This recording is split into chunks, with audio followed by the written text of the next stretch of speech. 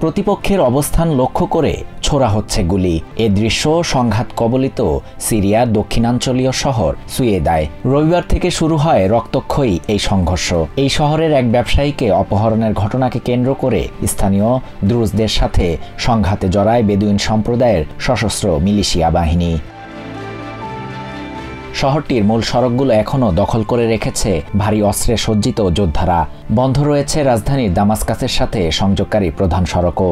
এক প্রকার যোগাযোগ বিচ্ছিন্ন হয়ে পড়েছে দ্রুজ অধ্যুষিত অঞ্চলটি। দুপক্ষের পাল্টাপাল্টি হামলায় প্রাণ গেছে বেশ কয়েকজনের। রাস্তায় পড়ে থাকতে দেখা যায় সারি সারি মরদেহ।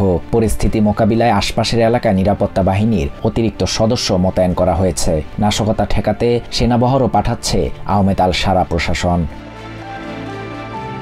সুন্নি মতাদর্শের বেদুইনদের সাথে দ্রুজদের সংঘাতের ইতিহাস দীর্ঘদিনের। তবে সম্প্রতি দুই গোষ্ঠীর বিরুদ্ধে একে অপরের বাসিন্দাদের অপহরণের অভিযোগ ওঠে বলে জানায় মানবাধিকার সংস্থা Syrian observatory for human rights. দক্ষিণাঞ্চলীয় শহরটি সিরিয়ার সবচেয়ে বড় দ্রুজ অধ্যুষিত আবাসস্থল, যেখানে প্রায় 700,000 ধর্মীয় সংখ্যালঘু দ্রুজের বসবাস। কয়েক মাস আগেও সিরিয়ার সরকারি বাহিনীর সাথে নজিরবিহীন সংঘর্ষে জড়ায় এই জনগোষ্ঠীটির সদস্যরা।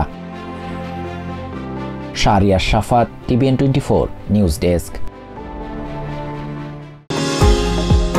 নিউ ইয়র্ক থেকে সম্প্রচারিত TVN 24 টেলিভিশন বিশ্বজুড়ে বাঙালির কণ্ঠস্বর।